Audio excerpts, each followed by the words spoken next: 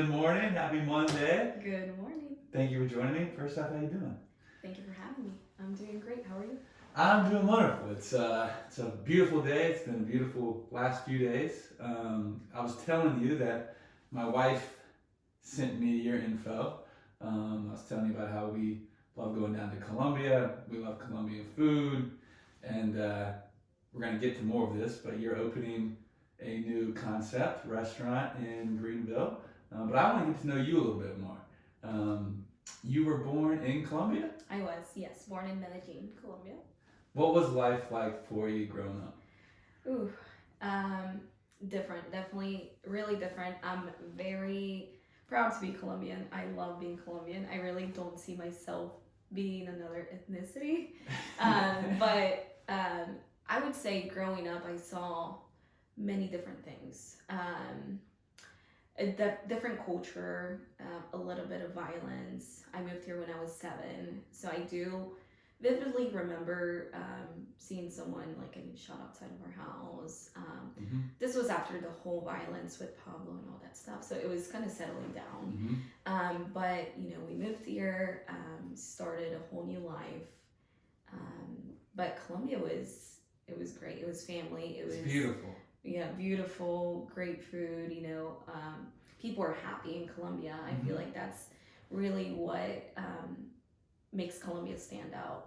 I feel like people are happy with little that they have, and that's pretty much what I remember when I lived there. But I would go every summer. So, you know, summer vacation, my parents had me here for 3 months. They would send me to camp, but it was, you know, 3-month long vacation. So they always sent me to my grandma's, and I was always in Colombia for 3 months. During the summer? During the summer, every year until I was about 18, because then it was, you know, growing up and boys, and, you know, my parents wanted to keep me being good. And drugs and all that stuff. So, and partying and alcohol. Totally. So until I was about 18, they sent me there every summer. It was fun. I made a lot of friends. Your grandma take care of you? Oh yeah. It was great. I had my quinceañera there. Nice.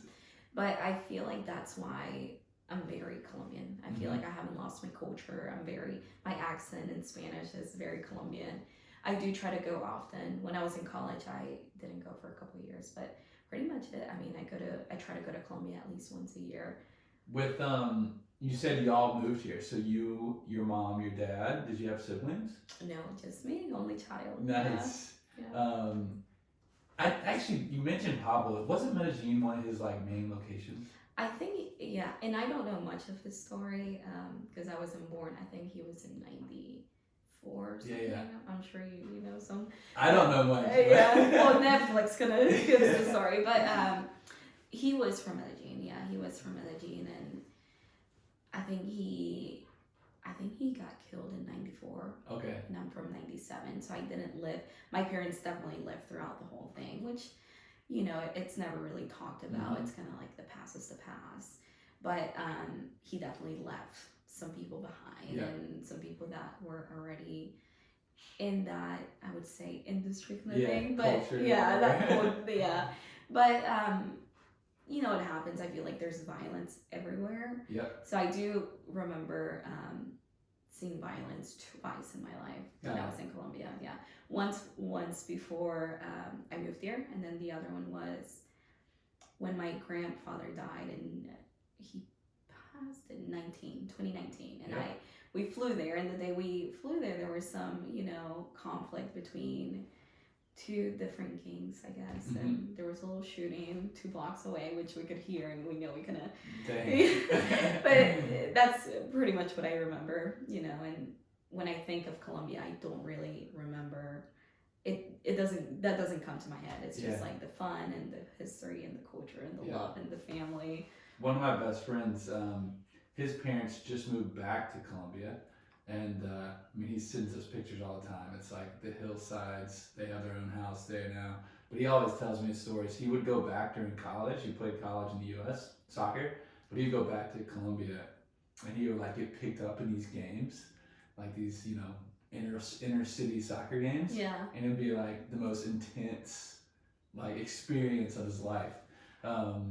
When you and your parents moved here, what was that like? Do you remember, like, what was the reasoning your parents wanted to move and come to the U.S.? I feel like when I look back in my childhood, there's not a lot that I remember, but I vividly like remember moving here because it was tough. We moved to Atlanta first because that's where my family was and that's where my family still is. So we stayed in Atlanta for about a year. I stayed in Atlanta. My dad moved to Greenville, so I was in Atlanta, and then my dad was in Greenville, and my mom was actually still in Colombia for a couple months. So it was, I was 7 years old. I stayed with some uncles in Atlanta, and then my dad was trying to see what Greenville was like. But he would drive every weekend and come see me and stuff like that. But I remember when we first moved, it was tough, crying every single night because I didn't know where my parents were. I feel like as a 7-year-old, you don't understand what's going on. And now you're just somewhere new. You don't really know. Yeah, and my uncles, I had never really met them because they had been here. They had never met me because when they moved to the States, I wasn't even born. So I was like, I don't know where I am. Like I knew they were family, but so this was in September of 2004. And throughout Christmas, I was crying, and my letter to Santa was like, can my mom show up at midnight kind of thing. So it was my aunt was crying. But I didn't really know what was happening. I knew we took a plane. I cried on the plane because it was just me and my dad. But in January, like the end of January, they were like, okay, we got to send her back. Yeah, so they sent me back to my mom, and I was fortunate enough to be able to fly back and forth. Got it. Did your mom end up coming? Yes, she did. So her residency took a couple more months than ours. Yeah. So it was through my dad's cousin who lived in the Hamptons. She's still there. But we got residency through her. So a couple of years back, it was a little bit easier, But so my mom ended up coming in July. So I flew with her. So it was. You got a few more months. Yeah. Missing your mama. So I, as a 7-year-old and a girl, it was, where's my mom kind of thing, crying. Of course, I'd be the same way. Yeah. My mom just flew, just got back from Colombia. She went for a week for Easter. And it was like, man, where's my mom? And I'm 27 and I talk to my mom every single day. She lives here in Greenville. But, so yeah, I feel like it was definitely a change, but I really wouldn't have it any other way. I feel like my parents really sacrificed, they both had really great jobs in Colombia. My dad was in sales, my mom was at a bank, she did accounting and all that stuff. And when we got here, obviously they had to start over, and my dad was in construction and trying to figure it out, and my mom was still in cleaning, but she has her company now and she's really well off. But for me to see those sacrifices and for me to now be opening a business, it's like, it really does pay off. And the sacrifices, you have to make them. Yeah. Did they speak much English before moving? Oh, not at all. No, before moving, no. Not even me. I remember, so when I was in Atlanta, I was in 2nd grade, and I would get on the wrong bus, home, and my uncle was waiting. Where's Camila? I would go to Kids Are Kids. I remember that, the daycare, but it would only be a couple times a week. But I would get the days messed up because I didn't understand at all. So it was interesting. I don't really remember vividly but now the stories that my uncle tell me and all that stuff. So it's like, oh wow, those memories come back a little bit, for sure. So they didn't know. I didn't know any English, and then when we moved to Greenville, I went to Malden Elementary, Malden Middle, Malden High. Yeah. I graduated from Malden High, and it was 3rd and 4th grade. It was me not wanting to go to school. Yeah. And then we moved, and I was zoned for Bell's Crossing, so I had to change schools, and that was really tough. Yeah, I bet. Yeah, I did not want to show up to class at all. there were a couple days that I missed, and the police actually showed up at our house because they were like, "Why are you sending your kid to school?" kind of thing, because it was red flags, thinking there was something going on at home.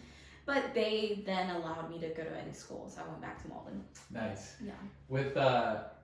With you growing up, was it like the transition to like finding friends and friend groups? Is that like something you found in Greenville being difficult or easy? Like, what is your experience from that?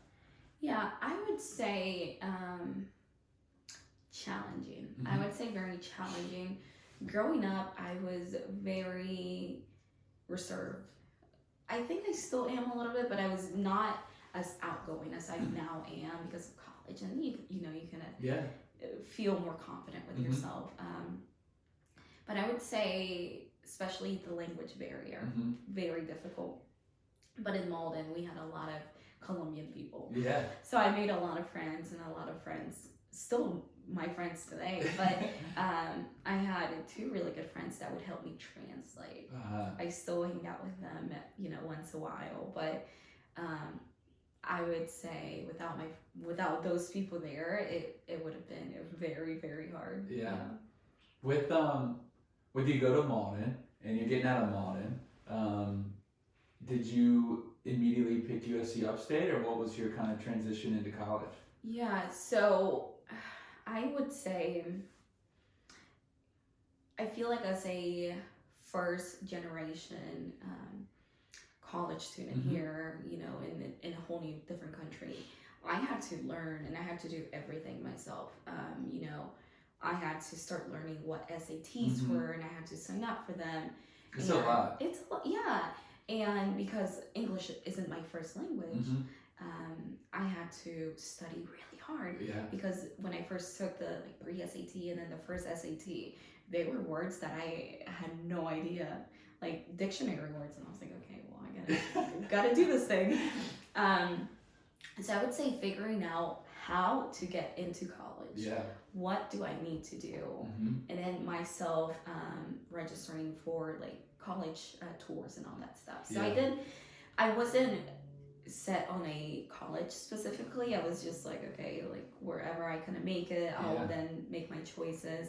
I did apply for, to a couple. I got into NGU.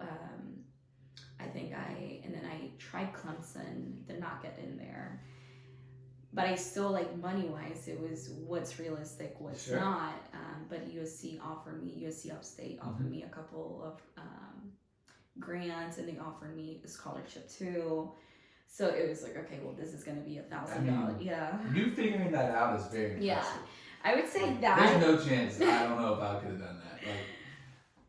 Yeah, and I feel like doing all the FAFSA stuff, it was like I was my own mom kind of thing. Yeah. Which, I don't blame my parents because they have no idea what it is, and it was easy. It's all new to them too. It's all new to them. But applying and doing SATs and my graduation, doing kind of everything, and just telling my parents, okay, we're gonna go toward this college, which should be the other way around, or I think it is the other way around. But I feel like I'm always challenged, but I always overcome it. Yeah. So with USC, it was I got in right away. The cheapest they gave me scholarship. It was $1,000 a semester. So we were awesome. Yeah, it was great. So my parents were able to pay out of pocket, and thankfully, and thanks to my parents, I graduated debt free from college. That's amazing. I mean, even those challenges, early in your life, they probably set you up for what you're trying to do now, or what you are doing now, opening a business, because we know there's a lot of challenges that come along with that. With the idea, and you keep it around your Colombian heritage and your culture, but when did the idea come about? Hey, maybe one day I want to open something that's mine. Yeah, I would definitely say this was during college. I worked at a smoothie shop. It's a local smoothie shop here in Greenville too. And I went into that smoothie shop. It was, I got the job very, I would say coincidence a little bit, but I feel like you're always where you're supposed to be. And, my boss then, she took me in and she knew I shared my story and I wanted to have it, not a juice bar specifically, but an açaí shop kind of thing, but with my own little touch. So when I started working there, it was great. I feel like it was one of the best experiences I've had. Something as small as working at a smoothie shop, but that was my college job, and that was in 2018, I believe. So I studied abroad. I went and studied abroad in Spain, and then when I came back in 2018, that's when that's kind of when I started working there, and then it clicked. And I was in school for exercise science, so my goal was physical therapy school. Nice. So I wanted to, I wanted to be a PT, and it's a great goal too. Yeah, I wanted to do a PT. I had always wanted to be a PT, and then I did my internship, and it was kind of like it was too slow for me. I like movement. I like to be active, and I like challenges. And it was great. And then I, figured PT school was really difficult to get in, and then more school. So that's kind of when it clicked. Working at a smoothie shop, I was like, that I would love to have one of these. I didn't think it would happen now.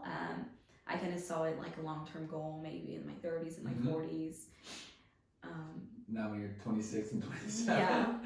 Yeah, not in my 20s for sure. It seems like a long shot. Yeah.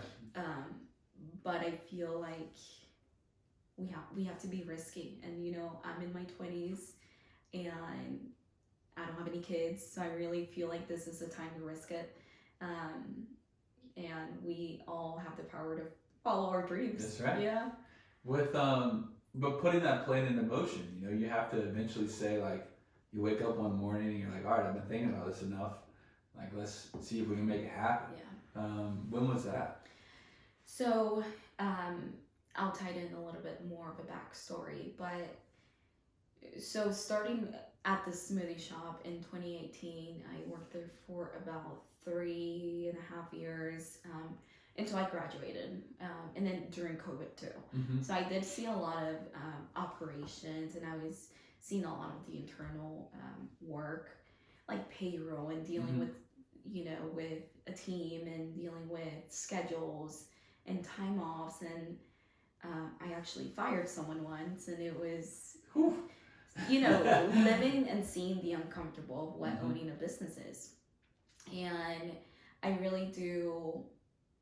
think I really learned how, I think it's easier to be an employee. I really do think it's easier to have an office job, and I actually had an office job after working at a smoothie shop. So after COVID and after I graduated, I needed more money, and obviously working at a smoothie shop wasn't doing it, because my paycheck was it took me probably 3 weeks to be able to pay my rent. So I was in an apartment near Furman. That's kind of like the area where I always lived. And it was a 1-bedroom, $1,400. So it was like, okay, well, it's a lot of money. Yeah, I need a new job. So I was like, okay, I need a new job. So an opportunity landed, and this was in the finance field. Something new, something very unknown to me. I went to school for exercise science. I used to teach yoga. I loved the gym. I can tell you how to lift weights, but it was finance. But I took the challenge, and I accepted this position, and I learned a ton. It was my last job, actually. 2 really good friends opened this firm downtown Greenville. I learned a lot from them. Very thankful for them. We don't speak much now, but I still think about them, and I'm very grateful for them. But I was there for about 3 years. They started in March, and I came in May. So we basically started everything together, and I was the only employee for a little bit. Got really close to them. I learned a lot about IRAs and the stock market. We got into the stock market a little bit after, about 2 years after. So it was a lot of learning and a lot of totally. Oh my gosh, so many numbers. Yeah. So I was in charge of all the onboarding clients and moving money over, and me seeing these accounts over like millions of dollars. Yeah. People are wealthy. Yeah. So I started getting comfortable with seeing accounts over $1 million, and I moved probably like over 80 million in the 3 years that I was there. So I would just move them from a riskier product to a more conservative product that wouldn't lose any more money. Sure. Yeah. So it was working with a lot of companies, and it was, you know, I feel like that's when I developed professionally a lot, because I come from a smoothie shop, and sure, like you deal with customers and people around you, but now here you're dealing with people's money and people's like whole life savings. So I learned a lot more. And I feel like working at a smoothie shop and then working at a finance field, it all comes in. It like it ties in. So it really business experience is great. Yeah. And I'm a big believer, and I feel like God really put me at a smoothie shop and then the finance, and it's like, okay, Camila, I'm gonna get you fired and you're gonna bring a business together. So I did get fired. Oh man. Yeah. So and that's kinda an uncomfortable thing to say, because you know, I have never been fired, but it really is part of my story. Yeah. I feel like it's part of what pushed me to come open this business, because I always knew that was going to be my last job. So at this finance field, you know, great learning experience, great seeing numbers. It was an office job. I was able to work remotely a little bit. But there were things that really ticked me off, and things that, you know, my aunt passed last year. So it was a very unexpected death. And it was a Sunday. We flew to Colombia Monday, first thing Monday morning. And then it was 4 days in, and my boss was like, okay, Camila, you come back. It's either your family or your job. So I risked it. I was like, well, I have to stay with my family. We're Catholic, so we have to go through, you know, the 9 days of praying, a lot of culture stuff. And my mom was there, so I was like, I need to stay. But I did fly back alone and left my family. They were all gonna hang out, but I had a job that I couldn't lose. Yeah. So that really, I feel like I had always known, you know, not that I don't want a boss. I would say that's very mainstream now, like be self-employed kind of thing, because it actually is easier to have a boss. Yeah, it is. It's so much easier to have someone tell you, you need to do this. It's so much easier to paycheck. Yeah, you have a paycheck. I mean, that's comfortable. And it's easier to have a 9 to 5, because, you know, it's 5:15, you're home. Yeah. Kind of thing. You shut your brain. If someone calls you after 5, you're not picking up the phone. Yeah. But now it's like, I can't sleep at night because I'm thinking about my business. And, you know, it's midnight and I'm still looking at these plans kind of thing. But that's the beauty of entrepreneurship. And I feel like I wouldn't have it on any other way. And I'm really tired. I can't wait to open my business. But going back to your question, I would say that really is what pushed me. So 3 years in the finance industry, great experience, but I knew that was my last job. Like I mentioned, my last job, what's going to be next? Yeah. So I did start working on my business plan, and I did start working on little things while I was still at my 9 to 5, which I figured that's what got me fired. Yeah. Being transparent, I think it's what got me fired. With that though, it takes a lot of risk. You know, what type of fears did you have when you sat there and thought, hey, I'm starting to work on this, it potentially could get me fired, which I totally understand, because I think I've heard and seen others, businesses that kind of get a little hesitant when they hear, like, you know, employees might be doing something else. Yeah. So what was that fear when you're like, I'm gonna start working on this, eventually I'm gonna leave this job or get fired? Yeah. But then I gotta take this home. Yeah. So I much rather gotten fired, just because they were my really good friends from college. She was a sorority sister of mine, and I did not feel capable of giving them a resignation. Yeah. That's it. But I knew I had to do it eventually.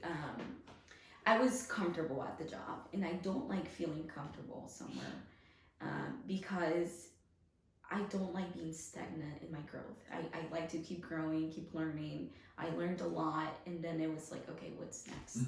But I wasn't passionate about finance. I wasn't passionate about the industry.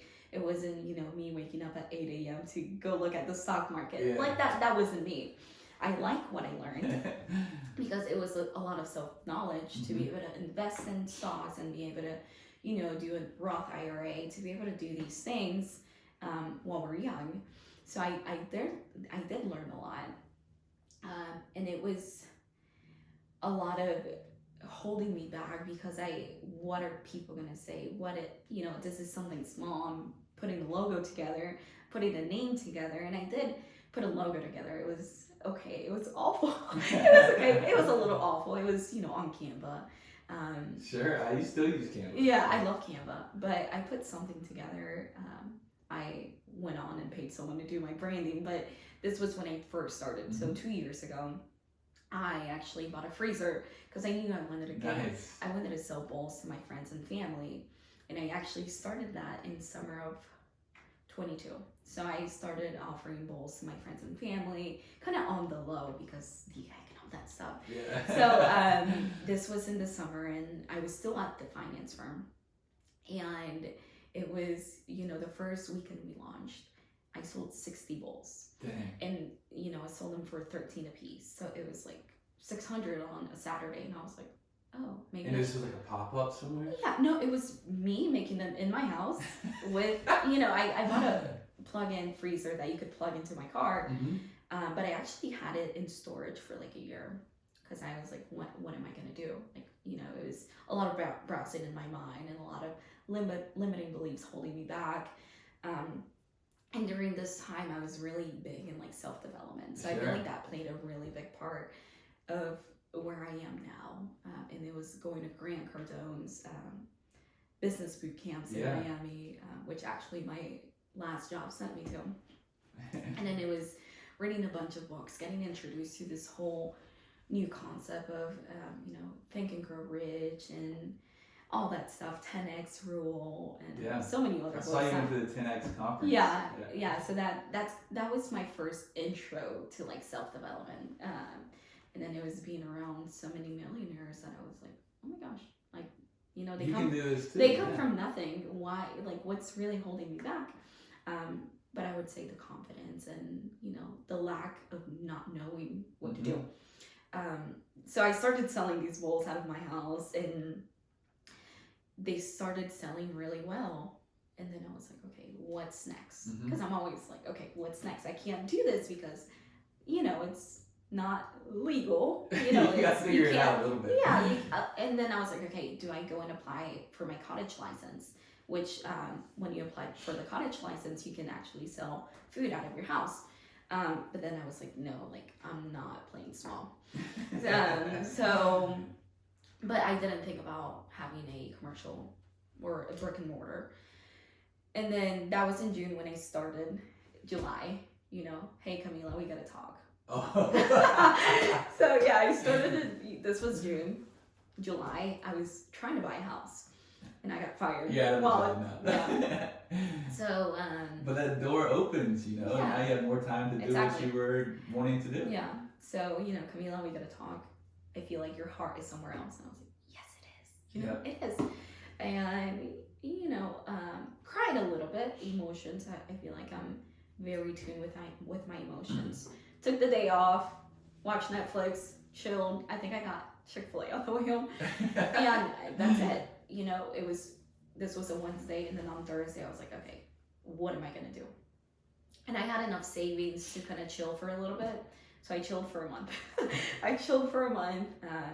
Because I was really burnt out. Chilled for a month, but I was looking at things online. And then August came, and I signed up for a 10-week course on how to build your business plan. And that's when everything started. I think that's really... Were you still selling your bowls out of your house? I was, because I had no income. Yeah, so it's still great, substitute income in between two jobs. Yeah. So I got fired in July, and then it was still hot. People were wanting my bowls, and I actually had people order a bunch of bowls, and I had a friend who ordered like 20 bowls. her husband loves them, and he like put them in the freezer and have them for the week. Nice. So of course, like I needed money, my bills needed to be paid, but what was next, you know? So I started doing my research, started with this course, and then the course started in August and it ended in November. And then during this time, I was kind of browsing for commercial properties. I was about to say, were you thinking more of pop-up, like food truck, or like right into brick and mortar? So I did think about a food truck, and I actually had a food truck application in my car for a couple months, but it didn't I wasn't fully into it, because it's a car. So I like the idea, and I like the idea of being able to move to places, but I don't think it was for me. Yeah, I feel like I wanted something more. So I started browsing at commercial properties. Yourself, or you just myself? Like, going online. Yeah, just kind of looking, and I had a really good friend who's into real estate, into commercial real estate, and I closed on my house in August. Nice, congratulations. Thank you. So closed on this house, very worried because I had gotten fired, but we made it happen. I feel like I always make things happen. Very persistent. I feel like you always have to be persistent with everything. But I think that's a good trait I have. Yeah. Persistence. That's awesome. Yeah.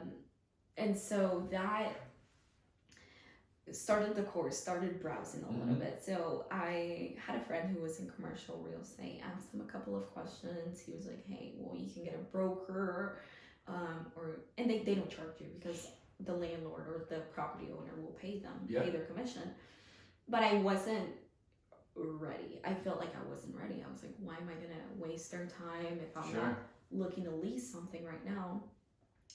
But as time went by, on a Sunday, my boyfriend and I were driving off Park Avenue in North Main. We were taking some bowls actually to his friend's house, and we were at a stoplight. And then I looked to my right, and there's the property. So I looked to my right, and it said for rent. And then kind of ignored it, but it was still in my head. Got home, browsed the address. I dropped the pin on my phone. Nice. And then browsed the address, and I drove by probably 5 times. 3 Park Ave. Yeah, 3 East Park Ave. Yeah, drove by, and then the last time I went with my dad, and I had looked at a lot of properties. I looked on the West End. I looked in Simpsonville. I looked on Woodruff Road. Insanely expensive. Woodruff Road is more expensive than downtown. Really? Yeah. And I went with my dad, and I was like, hey dad, check this out. This is a cool spot. What do you think? And he was like, have you called? And I was like, no. Why should I call? I need money. So he was like, oh my gosh, call. So I called right then, and she was like, hey, I'm upstairs. I'll be right down. Oh, nice. We saw the property, and I was like, was it built out for what it you were was wanting? Almost. Yeah. But I saw you did some construct, or like build out of the inside. Yeah. So it was almost, but I was very unexperienced. As most people would Yeah. be. And this is our, the first business that we've ever had in the family here in the States. So I didn't have anyone to kind of go to. I did message some of my friends. I messaged Jorge from Papi Sacos. Nice. Yeah, I asked him a couple questions, and he's always, Very whatever you helpful, need, very helpful. And I we love actually, their spot too, by the way. yes, and we go way back. When I used to work at the smoothie shop, they, we met and all that stuff. But I message people. I feel like, and I message the Haas's that I used to babysit for. Kind of asked her a little bit of what she had to do at the boutique, but it's so different because it's a restaurant. So it wasn't built out, but it had a lot of potential. I saw it didn't have a kitchen, of course, because it was a spa before. It didn't have a kitchen, but it had the back room to make it a kitchen. But I didn't know we could make it into what I wanted. So I was a little bummed. I was like, let me think about it. Went back the next day, took measurements. I drew everything out and kind of what I wanted. Because honestly, I couldn't afford an interior designer. Yeah. I couldn't really because that would have been thousands of dollars. So I was like, okay, I gotta do this. Here's my Pinterest board that I'm gonna build, and I knew I had to put it all together. And hopefully for my next shop, I can, hire an interior designer. But took measurements. This was on a Friday, and I had to give her an answer. I was like, okay, let me think about it over the weekend. She asked for the deposit, blah, blah. She had a couple people lined up. So on Monday, I was like, you know what? I'm taking this place. Nice. Yeah, taking this place. Did she, were you able to get, and I don't know how this always works, but Yeah. were they able to help you with the build out? Financially? Yeah, like financially, like they'll give you sometimes like a budget or like some type of. No, I did get 2 months Okay. of free rent though. Nice. So like the first 2 months, it was kind of, take these 2 months to remodel, do whatever you need to, which it wasn't. And my dad actually did everything inside. Nice. So that was very helpful. He did everything from the bar to the paint. The floor was set. The floor, we didn't do anything to it. The kitchen was, the only thing we had to do was plumbing. And that was probably, besides our espresso machine, because that was a lot of money, the plumbing was very expensive. Because you're going to have a Colombian coffee in there. Yes. So the concept of UKI is to honor Colombia and Brazil. Okay. So our main focus will be açaí, which comes from Brazil.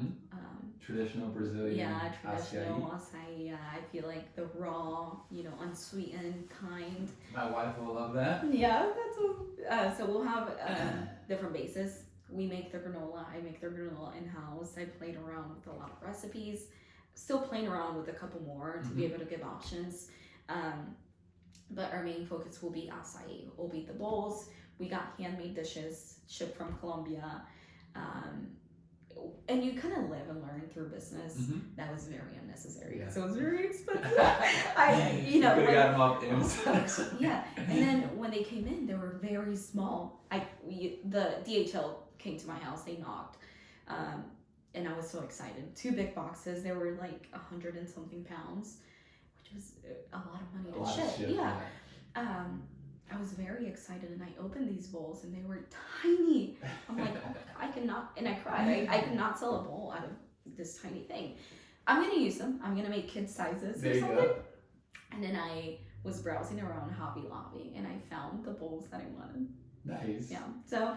How have you developed the menu? So. I did it all. Actually, first question. Yeah. How important was it for you to keep your Colombian roots in this business? I would say 100%.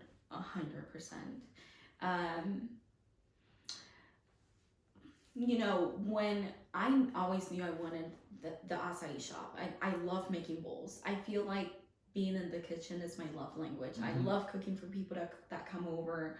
I love cooking from scratch.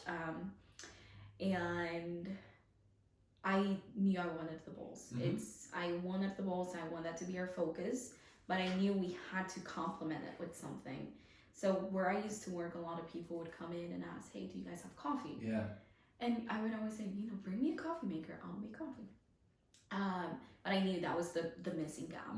So during the time doing my business plan, I came up with our mission, our goals, our values, our target market.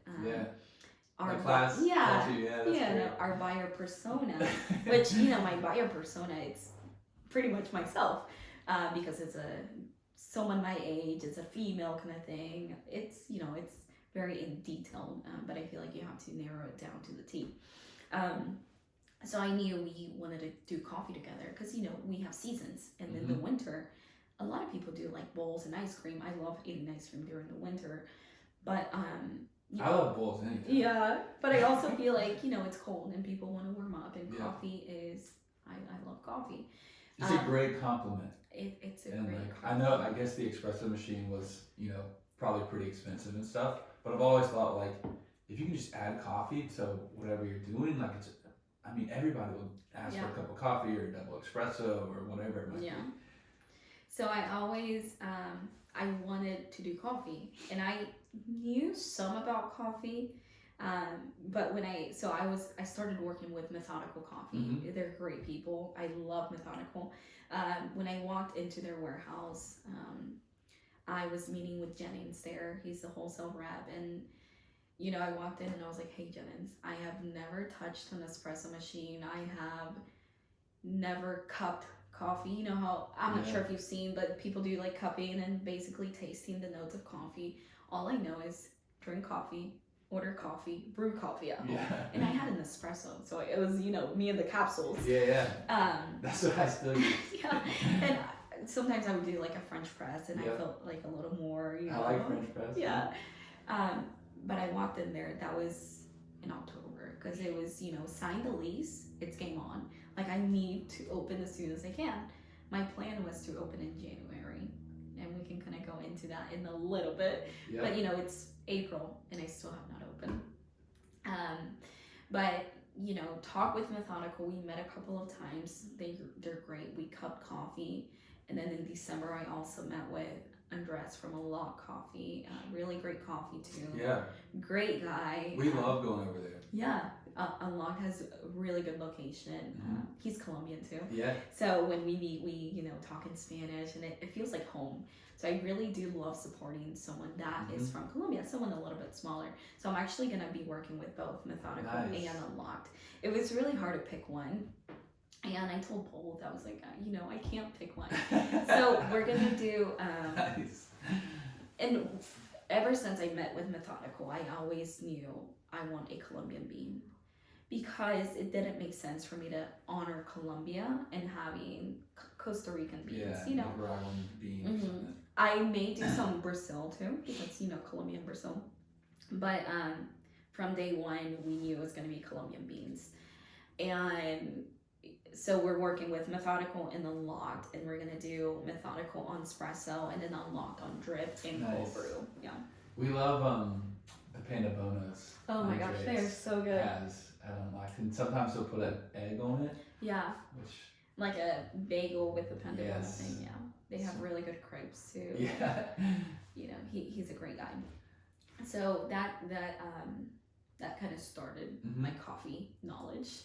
Now we're into, we make coffee on an AeroPress at home. We cup sometimes, and we've cupped a couple times now with Jennings and Bridge City Coffee, Color Collective from Texas. Nice. So we've been to a couple of cuppings, but my first cupping, I was like, okay, what do we do? And then I would see Jennings like getting the spoon. I was like, okay. But it's fun, and I feel like in a couple years I'm gonna look back and you're gonna know everything. With the pairing of coffee and bowls, you still got to develop your bowl menu. Yes. Like for you, were there like a few things you knew you had to have on the menu, and then how did you develop the rest? So I would say, I do have a little bit of background in nutrition. We had a couple of nutrition classes that we had to do. So I would say when I was looking at the menu, when I sat down, and I think this was in November, I was like, okay, I need to sit down, because someone is going to brand my brand. They're going to do the branding, they're going to do color schemes, and they're going to do fonts, and they're going to do all the cool stuff that I'm not creative at all. I put a black and white logo together, but when this girl, and this was someone from Colombia, when she put this like orange logo, UKI Bowlz, I was like, I could have never done that. So I would say, when I sat down in November, I was like, okay, what do I want this menu to be? I knew I wanted it to be very transparent with ingredients. I knew I wanted to offer the best quality, the best size as well. I'm going to sell a $13 bowl. I'm not going to put 2 little strawberries on it. Like, I'm going to pack this bowl, because if I were paying $13 bowls, I want a really, really good bowl. So that was kind of my idea. And looking through reviews of, I would say, my competition. Competition is great. There's demand. But I would say we really don't have direct competition. So looking through reviews and looking at everything, I kind of put all together what we need to fill, what gaps are we missing, what how do we need to do our customer service. And we train so we have a team now. We have 5 girls, trained them all a couple weeks ago, and it's customer service. Nice. And portion sizes. So when it comes to the menu, it was me sitting down, making it as simple as we can, because a lot of people don't know what açaí is. You know, a lot of people, it's like, what's acai, what's açaí kind of thing, because it's from another country. So making it as simple as we can, giving as little options as we can. When you walk into a place and they have 20 options of bowls, you don't know what to pick. So you're just gonna feel pressured and pick something. Yeah. So we, I knew I wanted to do like our signature bowls. So I have one of each flavor. So we have an açaí, a coconut, a mango base, and a pitaya base. So I put 1 of each on those, and then I have make your own bowl. Nice. Because, you know, you may not like shredded coconut, so just make your own bowl. Same price, same options. So you do get 3 fruits, the granola, the shredded coconut, the drizzle that you like. I love almond butter. But you know, I hate peanut butter, but I have to offer peanut butter because people love peanut butter. So and one's healthier than the other too. So I really do feel like it was, when it came to the menu, it was the most simple that I could make it for people to. And I know a lot of people that love açaí are gonna come, but I also want to target the people that don't know what açaí is. So giving those 4 options, make your own bowl.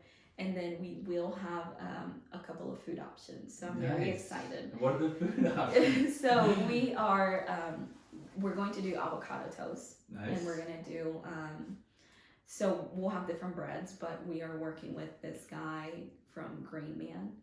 He makes his own sourdough in Lawrence. Oh, nice. He has a farm. He lives out there. We met at a pop-up at Otherlands, but he has phenomenal bread. I love sourdough. I do too. Yeah. My wife makes some sourdough. Oh my gosh. Yeah, I've always wanted to try, but the starter to make sourdough, that thing is crazy. Yeah.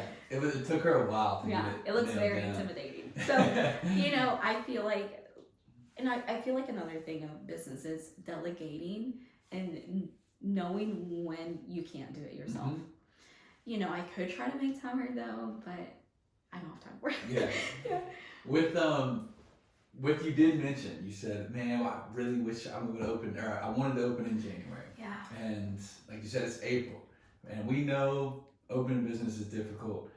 Being an entrepreneur is difficult. All these challenges come along the way. But like you said, you're resilient and you figure out how to make things happen. But sometimes when you're dealing with the city, it's not in your hands. It's not. So right now you're kind of waiting on some permits, right? Like walk me through what has been the hold up now, and then, you know, hopefully once you get approved, or what are you waiting on to get approved so you can open your doors? Yeah, I feel like I can, you know, finally talk about this because it has been, I think this season of my life has been the most challenging. It's, you know, thinking about throwing in the towel multiple times a day, but knowing deep down I'm not going to throw in the towel. Yeah, you know, we're humans, you know. I've had to take a day in the past few months to just sleep it off. I love going to the gym, and I had to put that off for a couple of weeks, but now it's like, okay, I'm back to running because my hands are crossed. You know, we're ready, the shop is ready, the girls are ready, but the city is not ready. You know, and everyone at the city has been very, very nice, but you have to go by the book. Yeah, there's codes. And I would say, so yes, I wanted to open in January. I wanted to stop opening December because I thought it was going to happen fast. My biggest, I'm not going to say mistake, but my biggest learning experience from that is go to the city first thing before you even sign a lease. Go to the city, see what the property has to be, what has to be done at the property before you even sign a lease. Because then you have a lease, and then you find out what the property needs, and you're like, oh man, what did I do? Yeah, so the thing holding me up is, so this, when you when a new business moves into a new property, a change of use applies. So pretty much bringing it up to code. So the code changes every year. In this property, the last time it was brought up to code was in the 90s, because this salon or this spa had been there for so many years. And I think they had a marketing agency in there before myself, but they never got a business license kind of thing. They didn't have to do any of that because it was just used for office space. So once I go to apply for my business license, they're like, no, hold on, not that fast. You have to do this, and that. But it was things like the ADA parking, so the handicap parking, and then the sidewalk. There were 2 entries. So if someone's coming in through the first entry and someone's walking into the shop, they're gonna get hit. So it makes sense why they need to close that curb cut. But the landlord was a little, hesitant and trying to find a way around it. There's no way around it. I've learned that there are no shortcuts at all. So they gave me this list, hired a concrete contractor, fired the concrete contractor, and that has been, the most challenging, because I'm not confrontational, but you have to learn that in business. You have to, stick up. We paid this guy and we had to get a refund. He submitted the permits to the city to be able to fix this curb cut, and they were supposed to go to DOT. And I had told this guy, they go to DOT, blah, blah. We hired the guy. He was charging a pretty big sum of money. So we thought he knew what he was doing, kind of let go of the control. I think as a female and with my personality, the hardest thing is to let go of control. But, paid this guy, professional, has his company, he has it handled. But I would go in the city where there's a website where you look at the permits. I would go in there multiple times a day, and I would refresh. And they weren't in there. And they were in there, but they were not supposed to be in there. They were supposed to be at DOT. Department of Transportation. Yeah, of Transportation, because the state owns the sidewalk. 7 weeks went by, because that was the turnaround time. 7 weeks went by, and they were like, nope, they're not supposed to be here. They're supposed to be at DOT. Oh, yeah. I was kind of shaking when this happened. I'm sure. Yeah. Mad, frustrated, sad. Frustrated, because that was the only thing holding us back. So, set up a meeting with the landlord and this guy, because she's paying for the sidewalk. So thankfully, we don't have to pay for that. So, set up a meeting. My landlord, I feel like she's very fond of me now. She's a female. She's great.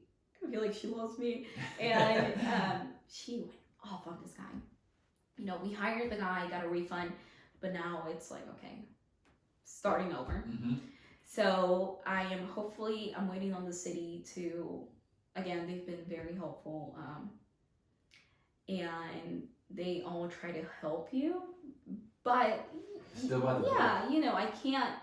They can't make an exception for UKI Bowlz. Yeah. So we're almost there with the city on what we're needing. We'll have our sign permit this week, which we'll put the sign up. And then the last few things is getting the bike rack installed. They'll have to inspect it. As soon as I'm done with the city, which we are about 2-3 weeks out, but we also still have to wait for DOT. I'm gonna go to the city and kind of explain, and hopefully they'll let me open without the curb getting done, because they'll be processing. We'll be waiting on the permit. With DOT, do they already have the information, or do you have to wait till it's done? No, DOT already, so it's in processing. Okay, cool. But they have a turnaround time of 30 business days. 30? 30 business days. Yeah. I've dealt with permits a little bit, and I feel like they tell you, we have, I think somewhere out mine were like 2 weeks. Yeah. And every time it'd be like the last day when they would get it done. I was like, come on. Yeah. Which they do have their hands full, and I understand. Especially in Greenville. Yeah. I feel like they need to expand and hire more people. But again, they're very helpful. It sucks that I had a really bad contractor, And he just ghosted me. I mean, he still has a check that I gave him, ghosted me, but I'm not, it was $300 check, whatever. You live and you learn. Yeah. With your hope of what people feel, or like your hope of UKI Bowlz, what is your hope? Like when people walk in, like the community around it. Yeah.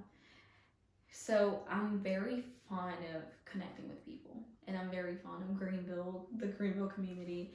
I hope when people walk into UKI that they feel at home, that they feel welcome. And even if you're not the fittest person, because we are very focused on health, and we want to offer the best and the cleanest ingredients that we can, the best customer service. But I want everyone to feel welcome. I feel like that's, if I were to pick one word, it's welcome. I want everyone to feel welcome, whether you are a marathon runner or whether you're on a journey to weight loss. I just want people to feel like you belong in this place and enjoy some delicious products. With your ingredients, because I do think this is overlooked sometimes, because I think some bowls aren't always the healthiest. Yeah. Just because of the ingredients, and it sounds like that's been a big focus for you. Yeah. Why did you realize that should be like a big focus for you? Yeah. So I would say going back to the industry that I love, which is health and wellness, going back to when I studied nutrition, and at home too, we are very holistic based, kind of never going to the doctor, getting blood work every once in a while. I actually went to the doctors a couple weeks back because I was like, okay, I'm going to start working. I won't have time. Let's get some blood work. Yeah. They were like, no, come back after you're 40. So I was like, okay, this is why I'm Interesting. Why would you do that? I'm trying to get my blood work. Yeah. But it's, it's a lot of, we love going to the chiropractic and all the holistic stuff. So a lot of essential oils. And I am the girl at Costco reading the nutrition label. You're like my wife. Yeah, that's awesome. Every label. Well, she makes salary though, so I'm sure we'll get along. But read the labels. We have so many diseases in the United States: high blood pressure and diabetes, and people even in their 40s, people as young as our age, they have high blood pressure. So, and I know a big chunk of it is stress, but a big chunk of it is what do we eat? Sure. What you put into your body. Exactly. And it reflects on your skin, it reflects on your mood, on your attitude. Tell me what you eat, and I'll tell you. But how you feel. And I think a lot of people don't realize how bad they feel because they just eat bad all the time. Yeah. It's like, sadly, what they feel every day. And I'm not saying I eat perfect all the time, because sure, I do love going to Sacha's sometimes. But I love Sacha's. Yeah, so good. And I have my burger every once in a while and some fries. I'll have a Coke sometimes, but it's the daily habits that actually build up. So I would say it was really important for me. I would say my values and my morals, I'm not going to offer anything with hidden sugars or anything like that. So I think that really is very important for myself, because I would feel like I'm lying to people. Call this healthy, but it's really not. Definitely. The only thing that I'm very borderline with is whether or not we will offer Nutella. So I'm still on the line. It's on the menu for now. Because it is so good, and people would probably order it. Yeah. And kids, but I want to be able to, do the raw açaí. I would love to go down to Brazil in a couple of years and learn and authentic. See. Yeah. But the açaí, the coconut, all of our smoothies. So going back to the menu, we will have, the bowls are our main focus, but we do have 10 smoothies on the menu. Everything's plant-based, almond milk, frozen fruits, and then we'll do sweeteners like raw honey or agave or maple syrup. And I'm actually trying some from a local farm, some maple syrup. Nice. And things like that, or chia seeds or spirulina, things like that. But it's not like sugars or any dyes. I feel like dyes, I mean, if you look into research, dyes are linked to cancer. So that's my biggest thing. But yeah, Nutella's on the menu right now. I'm trying to find like a raw hazelnut, but you have to think about whether or not it makes sense. Yeah. Both financially, the saving costs and yeah. stuff. Are you still doing any yoga? So I love hot yoga. I'm not teaching. I used to teach in college, so that was kind of my little part-time in college, help me pay my bills. I love going to hot yoga. I haven't been in a minute, but I love yoga. I think it's really helpful. Also with my back, I feel like it's just really good to stretch everything out. Without a doubt. Well, thank you for joining me. I love hearing your story. Yeah. I can't wait for y'all to open. Yeah. I don't care if it's in 6 months or whatever. We will be hopefully, big fans. Yeah. I really do think, realistically speaking, probably May, I think, And for anybody that hasn't tried a bowl or might be interested in your shop, like what would you tell them just to come on in? Yeah, I mean, I love trying new things, and don't let the unknown keep you from tasting something really good. But I'm more than happy to have people walk in and, hey, I haven't tried this. So a lot of times I just sample things out. Give them a little cup and try it, because you're paying $13 for a bowl and you don't like it. It doesn't make sense. So feel free to come in, ask me for a spoonful of açaí or coconut, and I'll let you try it. I mean, there's very few people that wouldn't like it. Yeah, I think so. It's healthy too. It's delicious. You don't feel bloated after. It's not like ice cream and you're gonna feel bloated or maybe run to the bathroom because it's got dairy. But for sure, and we are trying to have things on the menu for everyone, from a $5 latte, or we'll do some avocado toast. They're not gonna be fine, but we have anything from $5 to $10, $13. So I want to make sure we cover everyone around us. Yeah. We have a pickleball court right across the street, so we have a pretty good crowd. And you're gonna have coffee, which is great. Yeah, we'll have some cool stuff with coffee.